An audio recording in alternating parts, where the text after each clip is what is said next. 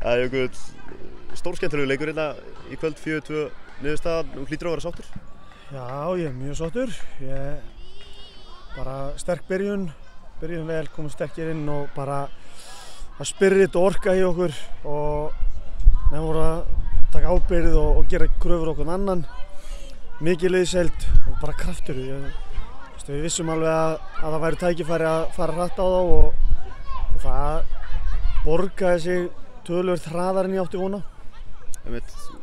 Hvað fannst þér gerast? 3-0 staðan eftir rúma 10 mínútur?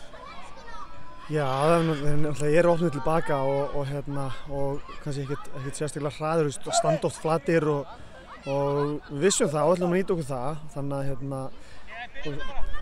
að svo er þetta erfið leikur, við vissum alltaf að þeir myndu skora og í hálfleik vissum alveg að þeir myndu líklega skora annað mark, þannig að við ætlum bara að halda áfram og gera meira.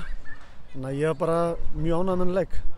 Leikurinn svona hilti við, mér fannst það allavega persónulega frekar skrítinn, KR-ingar meira með boltan en þið að fá mjög hættulega stöður þegar þið breykið.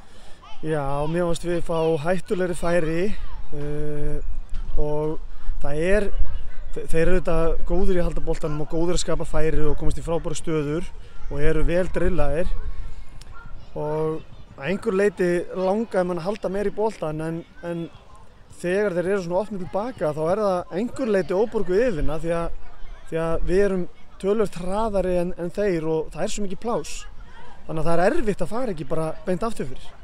Þannig að þar leiðandi þá var þetta svolítið svona, okkar sóknir voru stuttar en ég held að við höfum fengið betri færi. Var það alveg partur af uppleikinu fyrir leik líka? Það er ekki partur af uppleikinu að vera lítið með boltan. Það er aldrei partur af uppleikinu. Við viljum vera meira með boltan en eins og ég segi, það er erfitt að setja hann ekki bara í gegn þegar þú ert með þetta fljóta menn á móti svona línu og ég get ekki kvartað yfir því. Guðmundur Kristjánsson fer út af eftir bara 10 mínútur. Er það alvarleg meiðsli? Ég bara veit ekki neitt, þannig að við þurfum bara að sjá til. Guðmundur Baldvin var sömuleiðis utan hóps. Eru það meiðsli? Nei, veikindi. Hann verður vonandi bara búinn að ná sér fyrir sunnudaginn. Síðan var Stephen Kolker, fyrirverandi leikmaður Tottenham hérna á vellinum. Hvað geturðu sagt mér um það? Bara, við erum búin að vera að tala við hann um alls konar og núna í einhvern tíma og ekkert klárt, ekkert frágengið og já, hann var bara að koma og sjá og skoða og við svona spjalla aðeins meira, þannig að voru lítið annað að segja að þessu stöðu. Hann fekk heldur betur leikinn?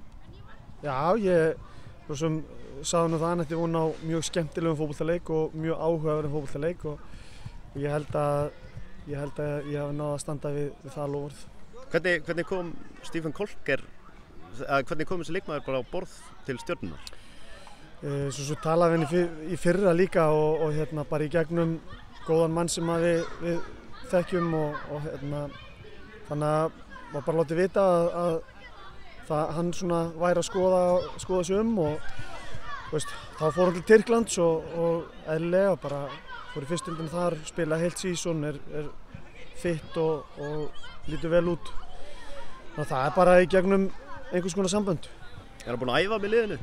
Nei, það er ekkert frá gengið og myndi aldrei æfa nema að væri frá gengið. Þetta er ekki dönn, þess vegna finnst mér ekkert gaman að vera að tala um þetta. Þetta er bara, við erum ekkert að fela, hann er hérna upp í stúku og svo bara kannski verður þetta einhver og kannski ekki.